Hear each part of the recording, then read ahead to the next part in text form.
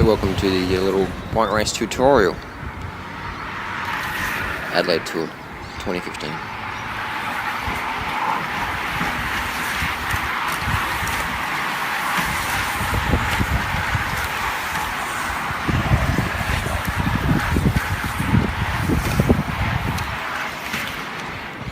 So one of the first things of bike racing, first rule is you have to be willing to crash. Pretty much, man. If you want to be a good bike rider, you got to stay with the bunch. It's not like running. Bike riding, you got to stay with the bunch. You got to stay with the main pack, and that involves crashes. Every race, or almost every race, is going to involve some sort of crash of some sort, even at professional level. Dog might come out in the course. Someone's not paying attention. Someone took too many painkillers and they're a bit vague on the bike. They're running out of sugars. They're just getting all sloppy on the bike or whatever, or they're scared. Or crashes are part of the deal. So you can see this race here, the guys are hitting high speed, hitting a roundabout. Some are going around the roundabout, some are jumping over it. So you want to have some bike skill. You want to, ride around an oval with your mate, bash into each other, shoulder each other on the grass, wear your helmet and stuff like that. Get used to touching people with your elbows, elbow on elbow, shoulder on shoulder. Get used to jostling around, because the first time that happens in a bunch and you're doing 60k an hour, if you've never had that experience before, it can get pretty messy pretty quick. So you can ride around an oval with your mates and just be in a bunch and just sort of overlap wheels, lean on each other's shoulders, and if you have a crash, you end up on the grass anyway, and your carbon fibre bike might not snap in half.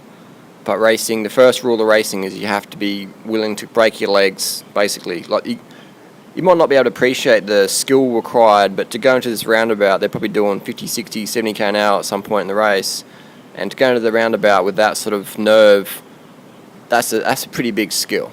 It might look easy, but and you got fatigue. These guys have been racing for 4 or 5 days, 4 or 5 stages, so a lot of fatigue there, accumulated fatigue. Even no matter how fit you are, that fatigue does that up. So it's just it's the hardest sport on the planet. Cycling is the hardest sport on the planet, the most dangerous sport on the planet as well, because these guys are just wearing like a millimetre of lycra and maybe a 200 gram little helmet. So shit gets real pretty quick in bike racing, for not much reward really. So you got to be extremely fit. You got to be extremely fearless to get anywhere. And another tip would be hydration. I think you've watched enough of my videos about hydration or carbohydrate intake, high carb for sure. This is what is fueled your muscles, is water and sugars. So you're going to make sure you're eating at least 10 grams of carbs per kilo body weight per day, 10 grams of carbs per kilo body weight per day. So if you're a 60, 70 kilo rider, that's like 600-700 grams of carbohydrates per day. And whatever foods you would like to eat, rice, pasta, fruits, sugars, and make sure it's low fat. The more oil you eat, the less glycogen your body can really store, because the fat in the oil covers the insulin receptor sites and makes it hard for you to really absorb that glycogen. So less fat and protein will mean you have more glycogen retention, and you also have better oxygen uptake, transfer and delivery to your cells. We know that high fat diets inhibit red blood cell function, and cycling, the power comes from your blood. Even if you're a weightlifter, the power comes from your blood. That's why if you take out some blood, donate blood or whatever, and then you go and try and ride 300 or 400 watts, you simply can't. That's why some professional riders in history have been, when swimmers and rowers and runners, they take blood out and then they put it back in their body a week later for a competition, or 2 weeks later or a month later down the track, because the more blood you have, the faster you can go relative to yourself. So you want to look after your blood, maybe do some B12 injections, keep your B12 levels high regardless of your diet. So water, sugar, carbohydrates, get used to crashing. What else can we cover?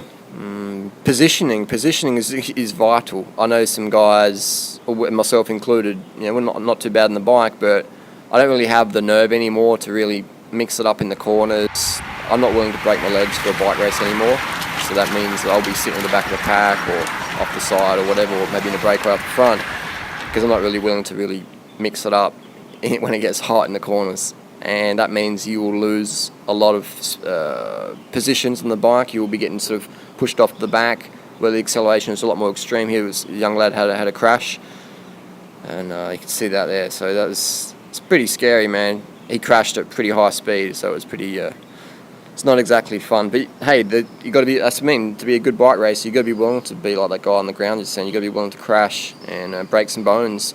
There's not many bike riders that haven't broken some bones or have got scarring on their knees or elbows. My hips, knees, and elbows are full of scars from crashing.